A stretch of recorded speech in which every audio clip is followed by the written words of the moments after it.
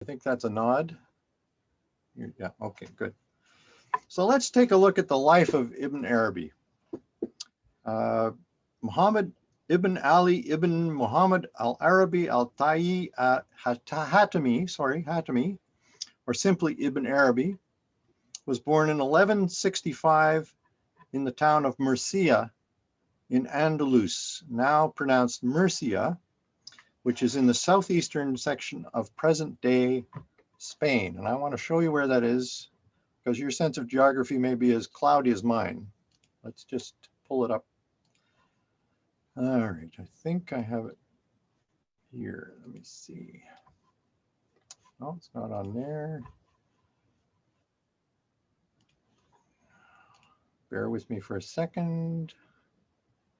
I think, is it this one? Aha, here it is. So here we are. Let me pull out a little bit. You can see Murcia with the little red flag there. Quite close to the Mediterranean, in the southeastern part of Spain. Okay.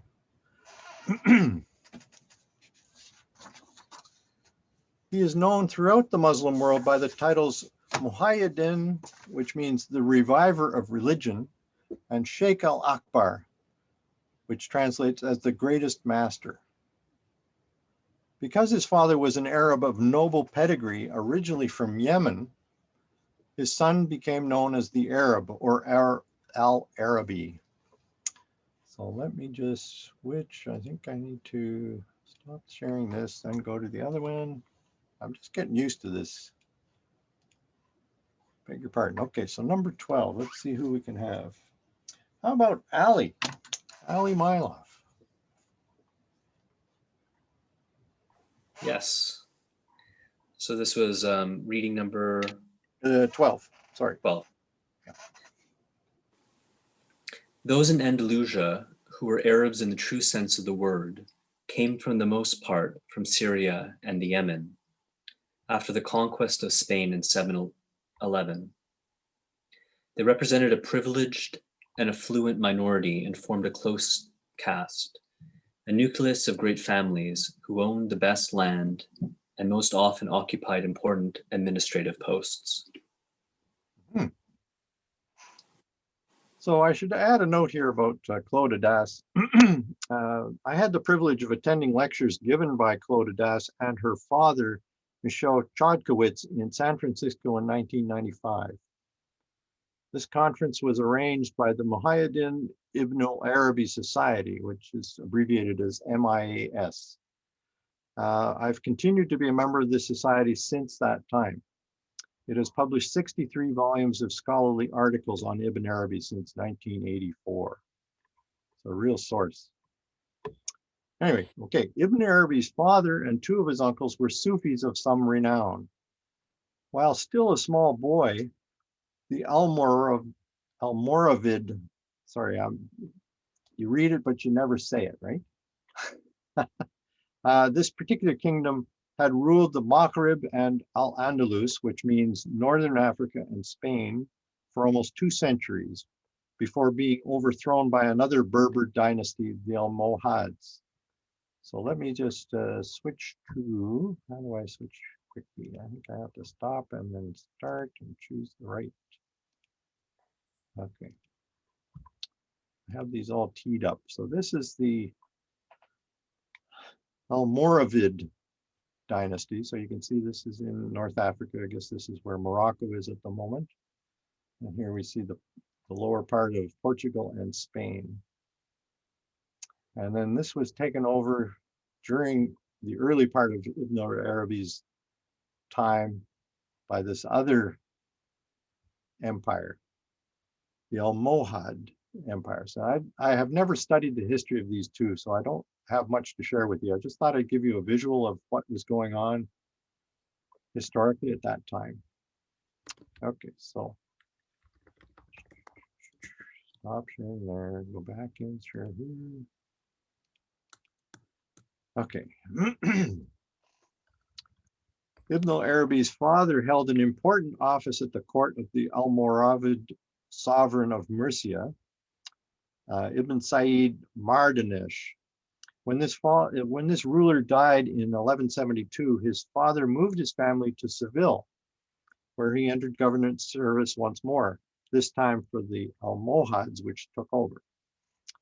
Okay, number 13, let's see here. How about Linda O'Neill?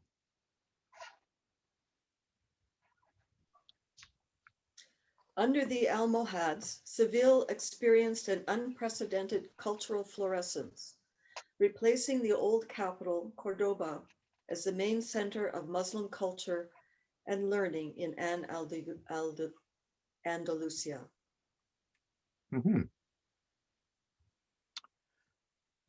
It was in Seville that Ibn Arabi began his formal education. Sitting at the feet of the contemporary masters of traditional learning, he studied the Quran and its exegesis, the traditions of the Prophet, Arabic grammar and composition, and Islamic law, just like every other kid.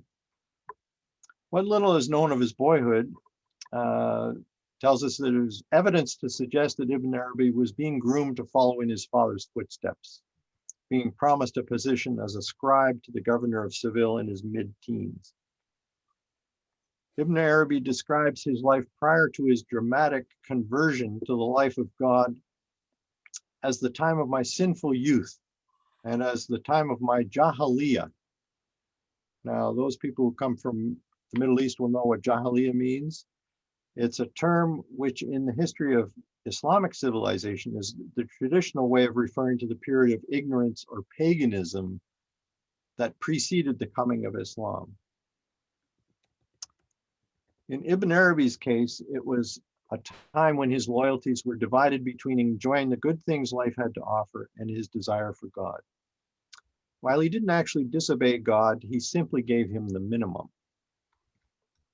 From his own detailed descriptions of his early teen years, it does not seem appropriate to characterize Ibn al-Arabi's conversion as a renunciation of a life of debauchery.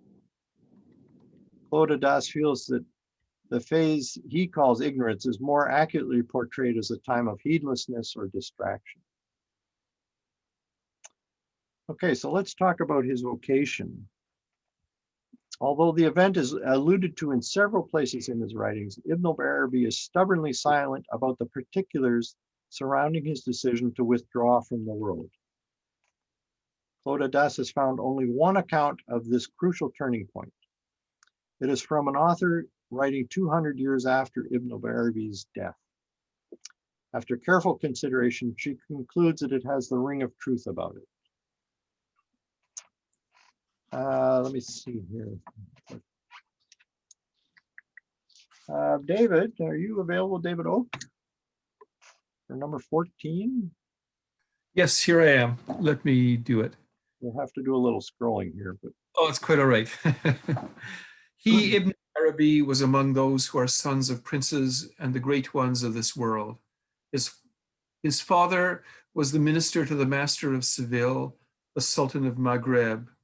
A prince who was one of his father's friends invited him to dinner, along with other sons of princes. When the Sheikh Muhi el-Din and the others were all present, they ate to repletion, and then the goblets of wine began circulating. When it came to the turn of Sheikh Mihu al-Din, he grabbed the goblet and was just about to drink when he heard a voice call out to him, "Muhammad, it was not for this that you were created." He threw down the goblet and left in a daze. When he arrived at the door of his house, he met the vizier's shepherd, dirty and dusty as usual. He had him accompany him to the outskirts of the town and swapped clothes with him. Then he wandered for a while until he arrived at a cemetery which lay alongside a stream. He decided to stay in the cemetery. In the middle of it, he discovered a tomb in ruins which he had turned into a cave. He entered it and started practicing the invocation. Anyway, Zikr, only coming out at the hour of prayer. The Sheikh Ibn Arabi has said, "I stayed 4 days in that cemetery. I then came out with all of this knowledge which I now possess." And that's Claude Adas. Oops. Okay, thank you very much. Referring to this incident, Ibn Arabi told one of his later close disciples that I went into retreat before dawn and received the illumination before the sun rose. My illumination at that time was a state of being snatched out of myself in ecstasy. The speed of his attainment provides an inkling of his spiritual greatness that was coming. Here is Das's assessment of his experience. All right, let's see who we've got here. How about you, Maury? Number 15. Number 15, okay. The very first stage in Ibn Arabi's spiritual journey consisted of an immediate fath, or illumination, or more precisely of a jadba, the state of being drawn out of oneself in ecstasy as the result of a divine intervention which is direct and abrupt. It is also clear that he obtained this illumination straight away and without any prior effort during the course of a retreat, very probably in the same cemetery in Seville in which he would continue isolating himself many years later. Claude Adas, Quest for the Red Sulphur. Thank you. So this initial experience of illumination and ecstasy arose independent of Ibn Arabi's own will. Shortly thereafter, it was followed by its essential complement, conversion or tauba. This is a voluntary and conscious act of repentance and the firm desire to return to God and put an end to one's state of distraction. According to Ibn Arabi, this event took place in the presence of his first real teacher, the Prophet Jesus. All right, let's see who we've got here. How about Linda Russell for number 16? It was at his hands that I was converted. He prayed for me that I should persist in religion in this low world and in the other, and he called me his beloved. He ordered me to practice renunciation, zud, and self-denial, tajrid. Okay. So this is interesting. Here is a Muslim being guided by Jesus. In another of his writings, he states that Jesus was my first teacher, the master through whom I returned to God. He is immensely kind towards me and does not neglect me even for an instant. Having not yet met any worldly teacher to whom he could attach himself, he decided to turn all of his possessions over to his father in compliance with Jesus's instructions, parting from them, quote, just as a dead man is parted from his family. He was not yet 16 years old. His youthful efforts and zeal were soon rewarded with a vision in which he saw himself under the protection of Jesus, Moses, and Muhammad. Here is his own description of his encounter with the third of these prophets, the Prophet Muhammad. Now, Harold, are you still on there? Here, let's see. Yeah, I'm here. Okay. Okay, reading 17. During the period when as yet I knew nothing of learning, some of my companions had planned to encourage me to study books of Ra'i, individual opinion in matters of law. At the time, I was completely ignorant of this science as well as of hadith. In my sleep, I saw myself in a huge space, surrounded by armed people who intended to kill me. There was nowhere at all where I could find refuge. Then I saw in front of me a hill on which the messenger of God, Muhammad, was standing. Immediately I took refuge beside him. He opened his arms wide and pressed me very forcefully against himself, saying, "My beloved, hold fast to me and you will be safe." I then looked around me to see my assailants, but there was no longer a single one of them to be seen. From that time onwards, I gave myself to the study of hadith.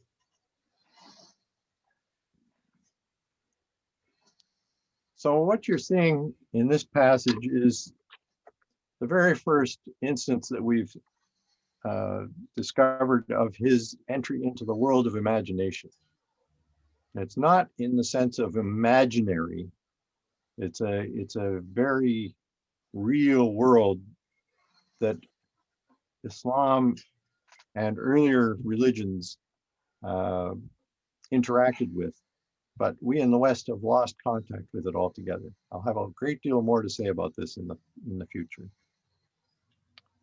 So Ibn Arabi himself addresses his conversion to the way of God, attributes his conversion to the way of God to this triple vision.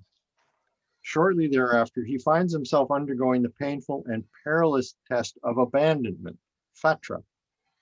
This term designates a period of divine silence, a time in which spiritual man feels himself somehow abandoned by his Lord and fears that his state of abandonment could be permanent. This is a stage in which inescapably befalls everyone who travels the path. Fortunately, Ibn Arabi was subsequently strengthened by a further divine vision and was able to emerge victorious from this ordeal. All of these developments had occurred in isolation. It was now time for Ibn Arabi to retrace the path, the tariqah, in the company of his contemporary spiritual masters. Okay, so now we go to number 18. I've got to find another willing victim. I think I saw Fuad's name. Is that Fuad Faradani or Sadiq? No, it's Fuad Furugi. Oh, there you go. There's three of you. Oh. Okay. Well, how are you feeling about reading this number 18? Sure. In a sense, Ibn Arabi arrived at the goal of spiritual realization straight away. Following the example of Majzub, the ecstatics, he burned all the stages and in one single leap completed the journey of the quest.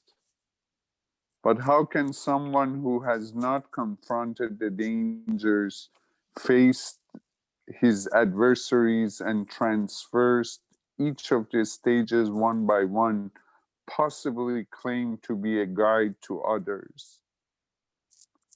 Accordingly, Ibn Arabi was obliged to make the journey again, step by step, to perform the wayfaring or suluk patiently and enter truly on the way. Thank you. So he had somehow or other been able to jump to the end of the goal all of a sudden without any preparation whatsoever. So he had no idea what all the other people who have eventually achieved that goal had to go through. So it was time for him to go back to the beginning and start fresh. Renouncing his former life and companions, Ibn Arabi started to attend the gatherings of ragtag ascetics whom the snobbish Muslim scholars and king's courtiers dismissed as illiterate bumpkins, tricksters, and worthless beggars. Many of these Sufis were Berbers from North Africa. From them, he learned the metaphysical doctrines of the Sufis, cosmology, esoteric exegesis, and perhaps the more occult sciences such as astrology and alchemy.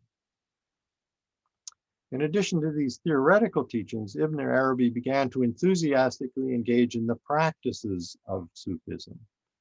These included frequent invocation, which consists of repeating the names of God, usually, prayer, fasting, night vigils, retreats, and periods of meditation. His spiritual training was to continue from 1184 to 1198 at the hands of a variety of masters in both Andalusia and North Africa. So I want to zero in on one particular meeting that he had when he was still very young. probably 15 or so. He had an occasion to meet the famous philosopher Ibn Rushd, who is known in the West as Averroes.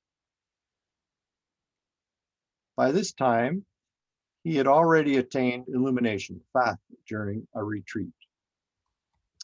Okay, so let's just switch to number 19 here. Who can we ask? How about Eva? How do you feel about reading this one, Eva?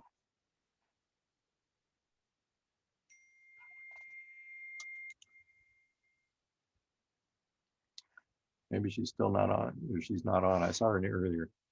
Let's try somebody else. Elham, I saw you as well.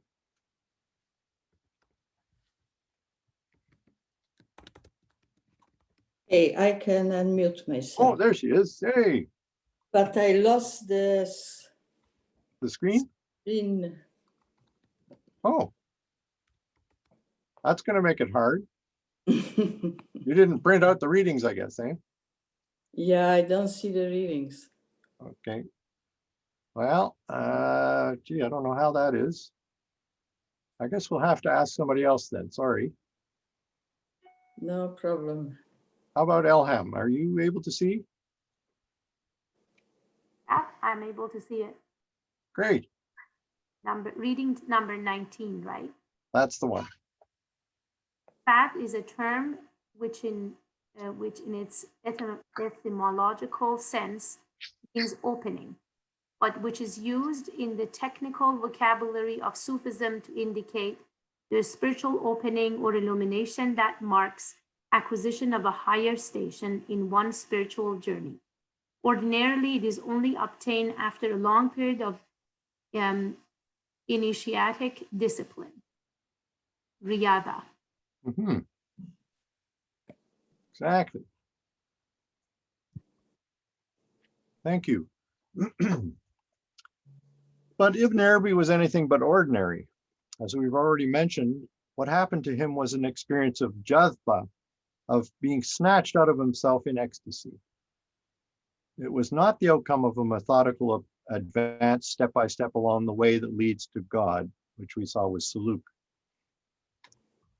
The important point here is that as an adolescent, Ibn Arabi was already in possession of immense knowledge which confounded the world-renowned philosopher. Here is his own account of his meeting with Ibn Rushd who was 65 at the time, while Ibn Arabi was 15. But before we do that, let's just take a quick look at where Cordoba is.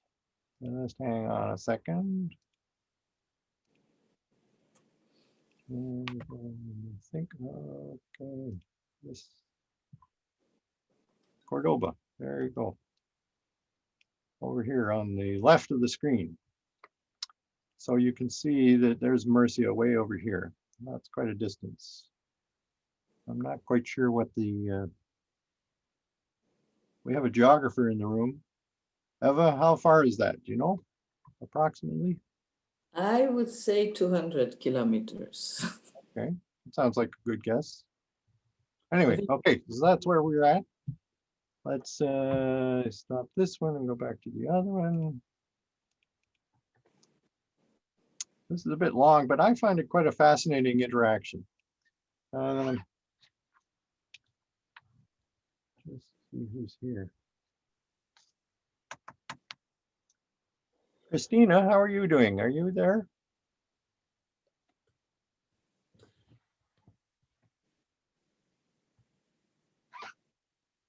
Oh, maybe not. She was earlier. Durham, how about you? Sure. And so one Oh, fine, I'm sorry, I was on mute. Okay. Well, let's. I'm sorry, I sorry, thought that Durham, I we'll mute myself. Yeah, okay, you're going to do this one? yeah, reading number 20. Yeah, Durham, you'll do the next one for us, okay? Sorry, Thank you. I thought that I mute myself, but then something went wrong. Okay, reading number 20. That's right. And so one fine day, I went to Cordoba, to the house of Abul Walid ibn Rushd, Averroes. He had expressed a desire to meet me personally because he had heard of the revelations that God had accorded me in the course of my spiritual retirement, and he had made no secret of his astonishment at what he had been told.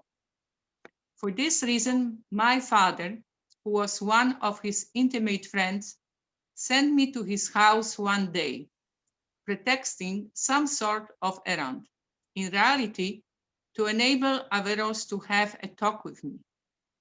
At that time, I was still a beardless youth. When I entered, the master arose from his place, received me with the signal marks of friendship and consideration, and finally embraced me. Then he said, "Yes," and I in turn said, "Yes." His joy was great at nothing that I had understood.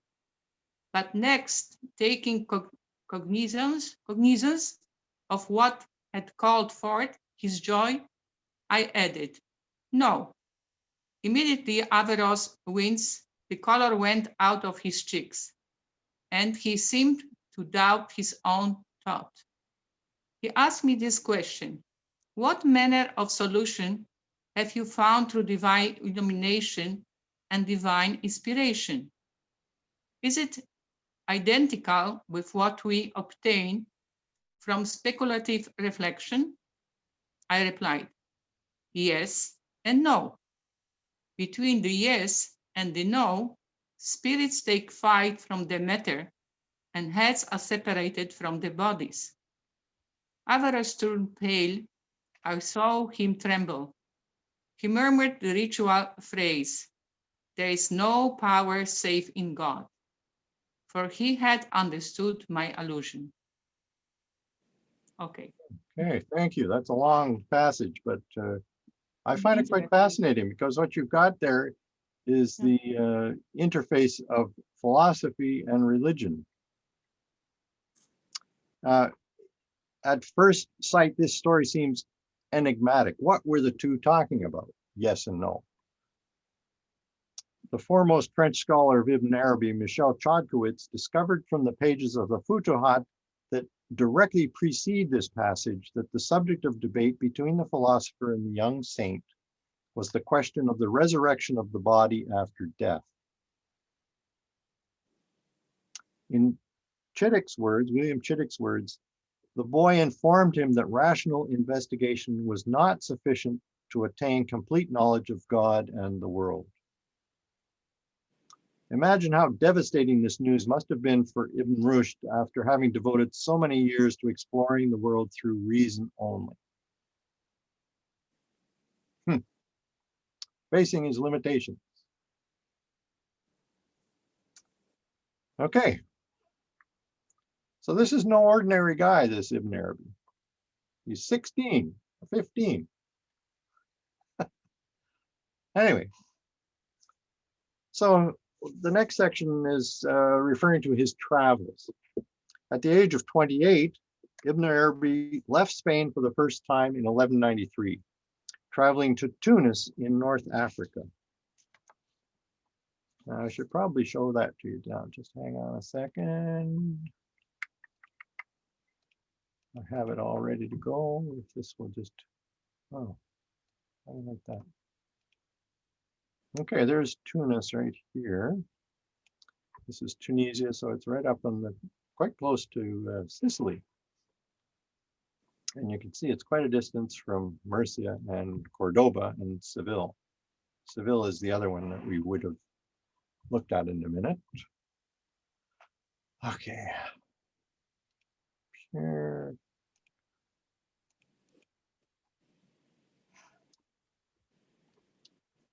Okay, so we need reading number 21. Let me see. Wayne, how are you feeling about reading? I think he's muted. Ah. Yeah, I tried. Okay, great. Number 21, please. Sure. Reading 21.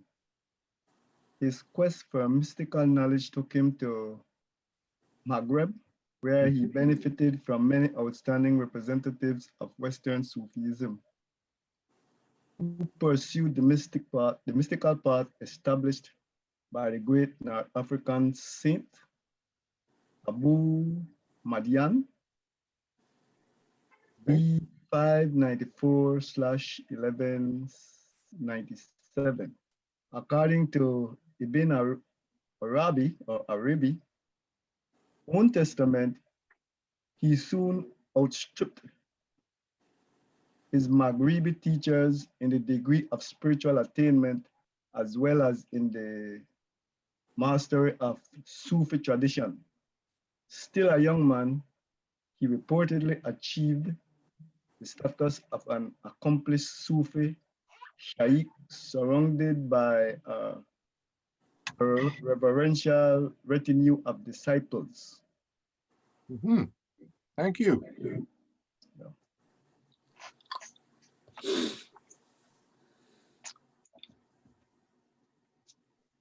So his time in Tunis was to be a relatively short visit at this point. But while he was there, he composed a poem about which he told no one. This is quite an interesting story. Let's see how you explain this. Leslie, are you online still? Leslie Cole? Yes, I'm here. Great. So 22. Please. It was actually in Tunis that one evening, withdrawn in a prayer niche of the great mosque, he composed a poem which he communicated to no one. He did not even commit it to writing, but registered the day and the hour of his inspiration in his memory. A few months later in Seville, a young man unknown to him approached him and recited the verses. Overwhelmed, Ibn Arabi asked him, "Who is their author?" And the other replied, "Muhammad ibn Arabi." The young man had never seen Ibn Arabi and did not know who was standing before him. Then how did he know the verses? A few months before, the very day and hour when the inspiration had come to Ibn Arabi in Tunis, a stranger and unknown pilgrim had mingled here in Seville with a group of young men and had recited a poem which they, delighted, had begged him to repeat in order that they might learn it by heart. Having done so, the stranger had disappeared without making himself known or leaving any trace. Okay, so explain that.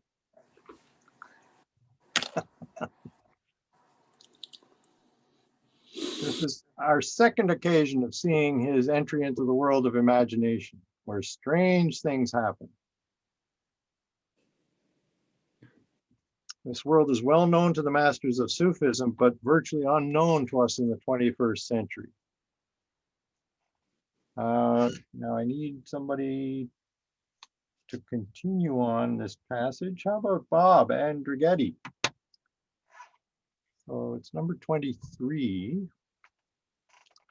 Number 23. Yes, please. Similar events were well known to the masters of Sufism. The cosmology of Sufism possesses a dimension lacking in our view of the world, which takes account of such experiences. It guarantees the objective reality of the supersensory world in which are manifested the effects of a spiritual energy whose source is the heart and whose organ is the active imagination. Ibn Arabi, Futuyat al-Mahkiyya, chapter 3. It's actually the way the references to the Futuhat work is the first numbers in Roman numerals refer to the volume. There are 4 of them altogether. They're massive. And then the second number in Roman numerals is the page number in the original Arabic. So I haven't consulted those to make sure that those were correct. My Arabic is definitely not in that league. So 7 years later in 1200, another vision instructed him to go to the east. Thus, at the age of 37, he left Spain for the last time. By this time, he had already become a renowned spiritual master. After visiting Sufi masters all along his path to the center of the Islamic world, he finally arrived in Mecca in 1202, where he performed the pilgrimage. While in what he calls the navel of the earth, the mother of cities, he took part in a solemn ceremony in the world of imagination in which Muhammad consecrated him as his most perfect heir. This is controversial. Okay, let's see who we can ask. So I didn't think we got back to you, Durham, did we? Oh, how about this one? Okay, patience is good. I saw him, the prophet, in this world of imagination, sovereign, quiet and approachable, protected from every gaze or glance, aided and assisted. The messengers stood by him according to their rank. His community, which is the best communities, is from Quran. Surrounded him, the angels of dominion stood around the throne of his station, and the angels in dangers engendered by men's actions were ranged in front of him. The gracious Abu Bakr was seated on his sublime right, the discriminator Umar on his holy left. The seal Jesus was squatting in front of him and speaking to him about the history of woman. At the same time, Ali, grace and peace be upon him, was interpreting in his own language the words spoken by the seal. In the possessor of the two lights, Uthman, wearing the cloak of his modesty, stood in front as is custom. Lord Adas. So we're going to continue that in a second, but this vision is clearly symbolic. It would surely be rewarding to analyze the placement of these exalted figures around the Prophet Muhammad, because he's including the four rightly guided caliphs here, the first four. However, we do not have sufficient time to explore this evening. So now we finish off this particular story. Let's see who I haven't yet tagged. How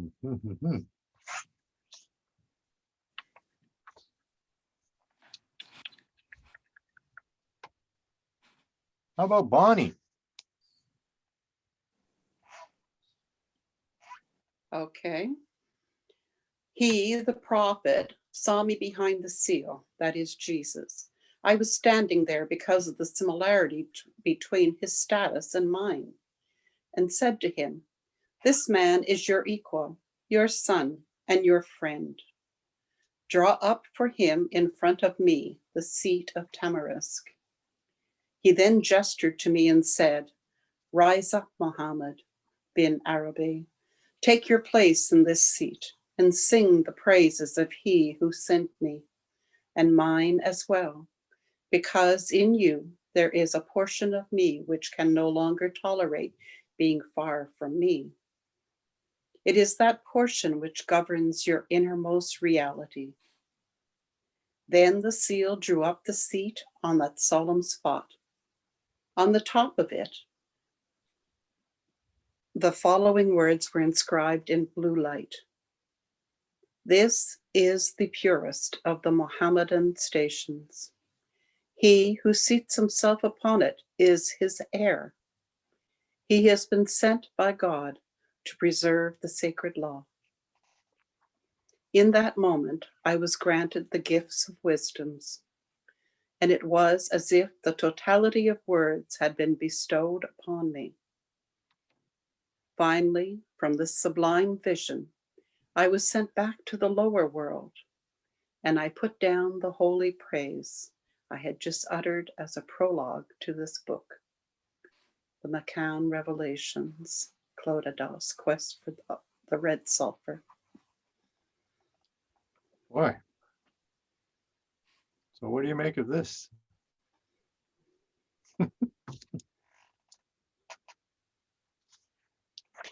Pretty lofty stuff. Why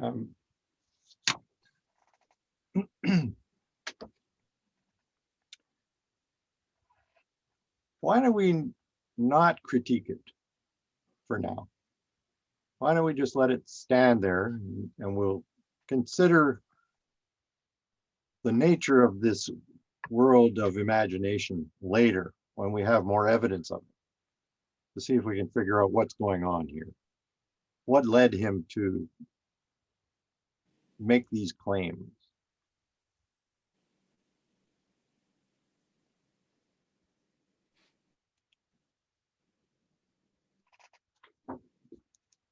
So we're going to have occasion to speak about the world of imagination in more detail in the 5th and 6th classes.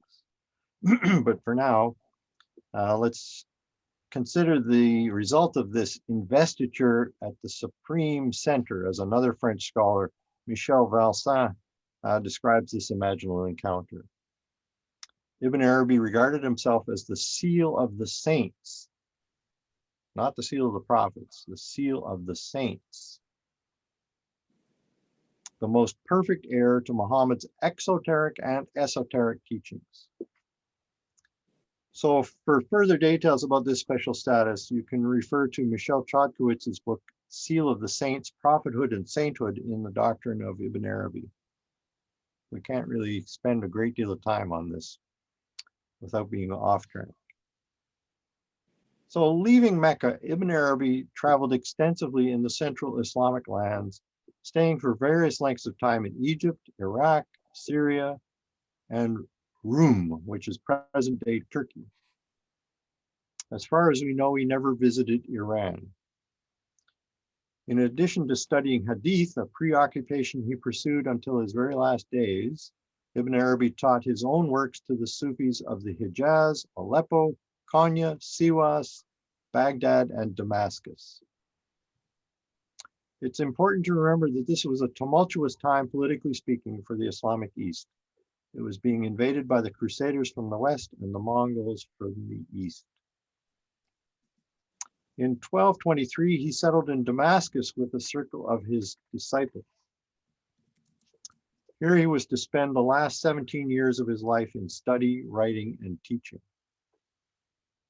He was also active in the social and political life around him, being on good terms with at least 3 local kings, one of whom became well versed in his writings, to the point that the king was given permission to teach all of his works, of which he lists 290.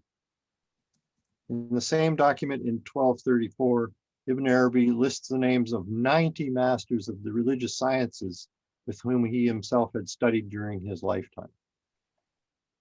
It was in Damascus that he completed his monumental Futuhat al-Makkiyah, which means the Meccan revelations, as well as the condensed summary of his thought, the Fusus al-Hikam, which are the basils of wisdom. I'll have more to say about that next week.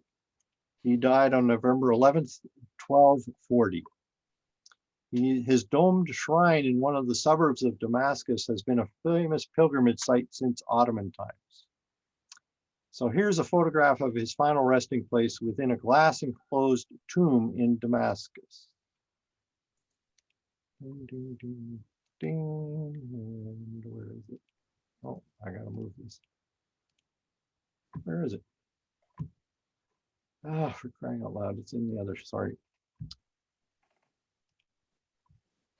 Too many documents open this week, sorry. Where did I put it? There it is. That's a recent picture.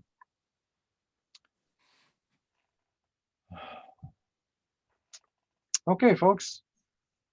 I've thrown a great deal of material at you, and that's all I have to say. So let the fun begin. We have 17 minutes until our time is up. I'm kind of curious to see what you choose to speak about. Mark? Yes. I want to do a brief version of this comparative stuff that you were talking about in the beginning, comparative. Okay. You know, so he's a systematic thinker or a systematic spiritual,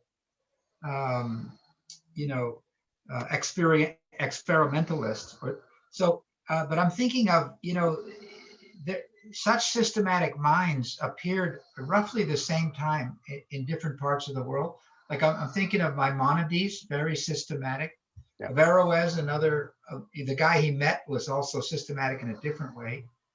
Thomas Aquinas in, you know, Christian context. And then in China, there was a guy named Chu Si, who is also a systematic, you know, Confucianist, combining some of the metaphysics of Buddhism in there. So in other words, like between around 1100 to 1300, we have a lot of these kind of amazing minds and hearts who exploded onto the world, and they seem to have special powers. So, the way he stands out to me is that he was way more like he had a high spiritual component. You know, Maimonides, high rational component, Averroes, high rational component, Chu Si, very systematic, almost like Aristotle. He was said to be like a combination of Aristotle and Plato, but a Chinese mode. So it's interesting to me that this happened. You know, what was God doing setting up these kinds of mirrors who reflected, you know, vast amounts of light? So, you know, using that they were mirrors of some kind, and some mirrors synthesize more than others. But he was putting together the invisible world, the cosmos with a K, and the small c cosmos, but really developing the K cosmos, really the imaginal world or the invisible realm or the spiritual realms. And I love what you had us do. Suspend our disbelief. You didn't want us to jump into criticism, but suspend disbelief long enough to appreciate some of what these stories are pointing to. Anyway, I'll shut up because that's too interesting to me. It puts me on cloud 19 again. Thank you for introducing us to this figure, Ibn Arabi. You're welcome. Mark, Bob has his hand up, and Draghetti. Okay, Bob. Yes. The one thing that jumps out at me when I read the number 24 actually was a reminder of the influence that I understand Ibn Arabi had on the development of Christianity, because his influence in Spain was really before our version of the Bible had coalesced into what it is now. And that reading 24 is almost very closely reminds me of chapter 17 of Matthew, the Transfiguration, where the apostles go up to the mountain, and then they see in front of them, they see Moses, Elijah, and John the Baptist, I think, I'm not sure, but they see them all there in such reality that they say, well, Jesus, your friends are here. Can we make something for them as well? And just as they were about to prepare a bit of dinner for them, the whole thing disappeared. So there's a line also in this One Common Faith, which is a wonderful document, where it says that the prevailing or the dominant world faith of our time is a materialistic interpretation of reality. So, you know, the opposite of materialism is the spiritualism that really is embodied in the writings of Ibn Arabi and many others. But just religion in general is being sidelined by the prevailing faith, which is material reality. Couldn't agree more. Linda? Oh, David Erickson's got his hand up, or 4 fingers anyway. Go ahead. Let's see if we can hear you. Can't hear you, David. No, not able to hear you. Having audio problems at your house.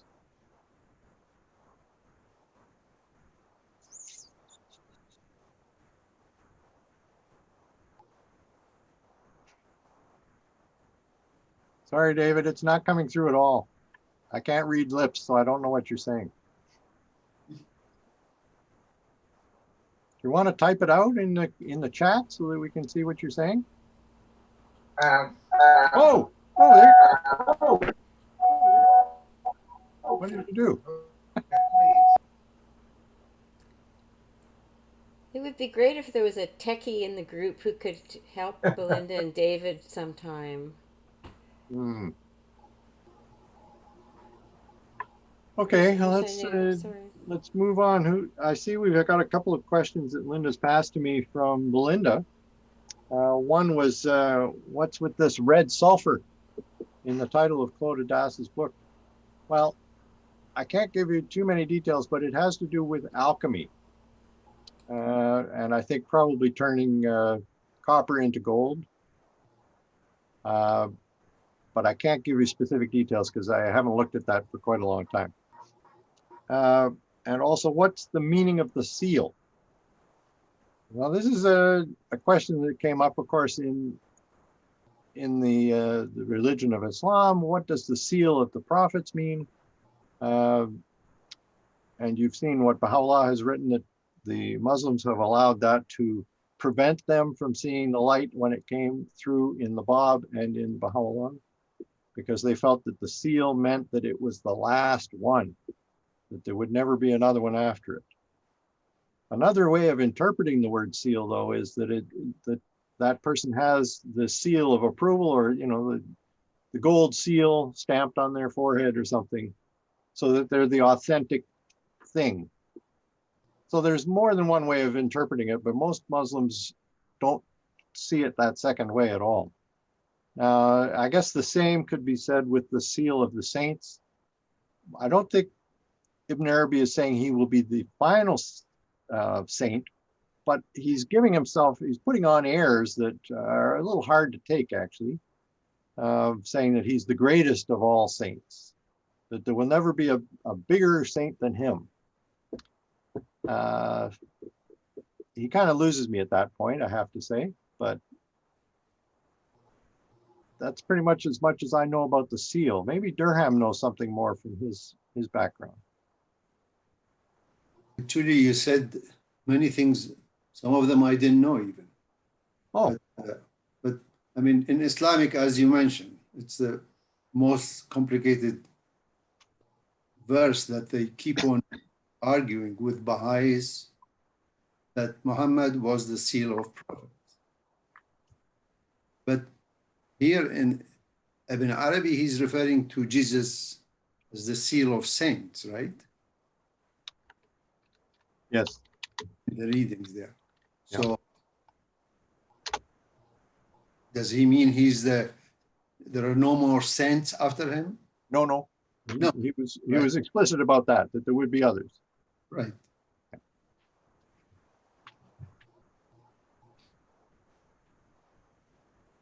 Okay, who's got a question that we can chat with? I see that okay, go ahead, Durham. Actually, I just wanted to make a comment on the word fath. The word that came in few readings, which means opening.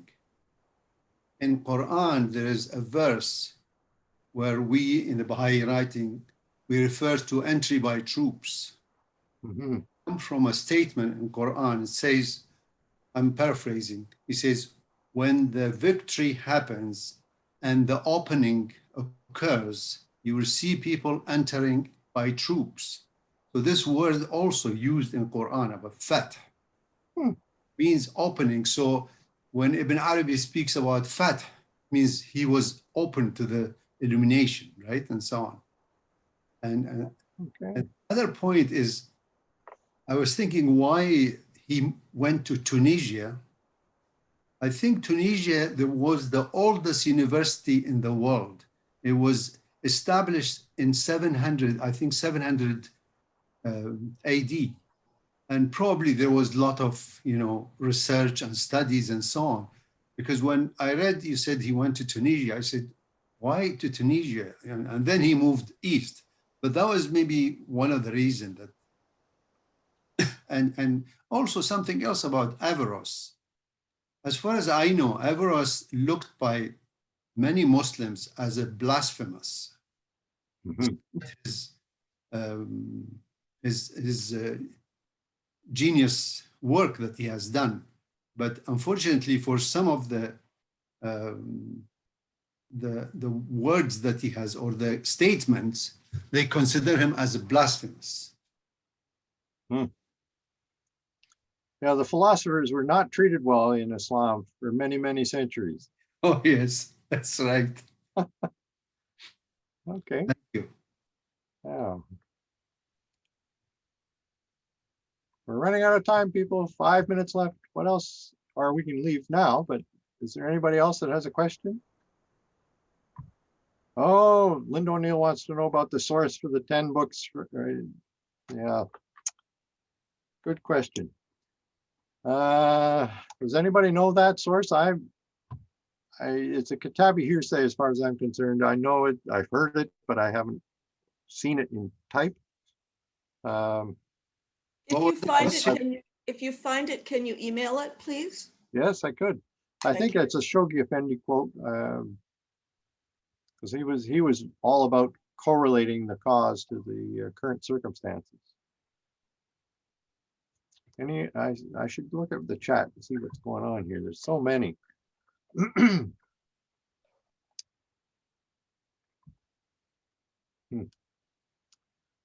Okay, any other comments or statements you'd like to make before we break?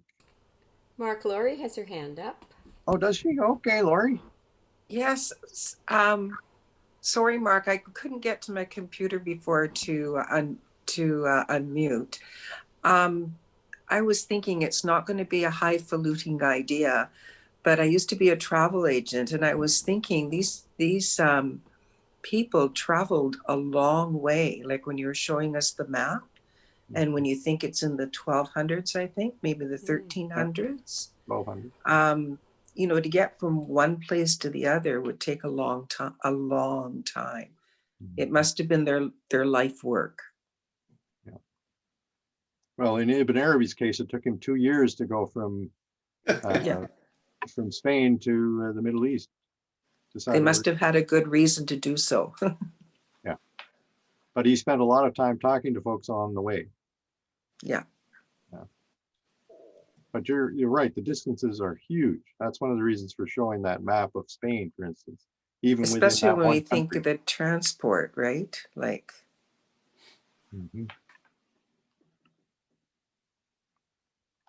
Durham is saying that Ibn Arabi is actually mentioned in God by the Guardian passes by. Yes. Do you remember the context by any means?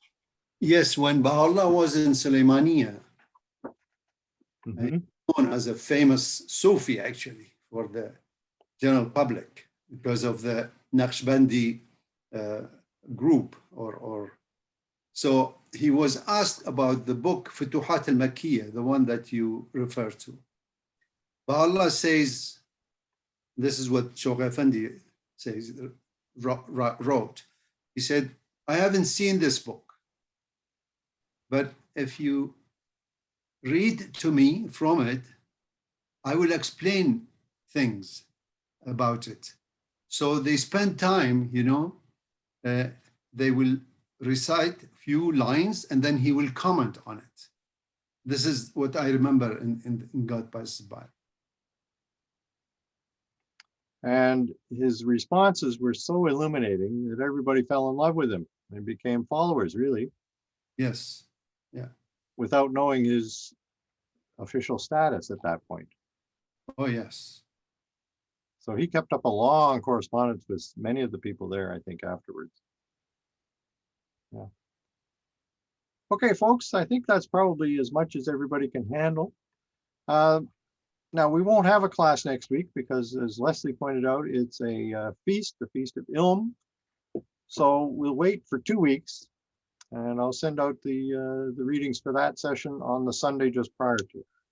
Okay? So have a great time. Thank you. Thank you. Evening to everybody. Thank Thanks. you, Great Mark. to see everyone. Thank you very much. Thank you very much. Night. Bye-bye. Thank Night. you. Okay.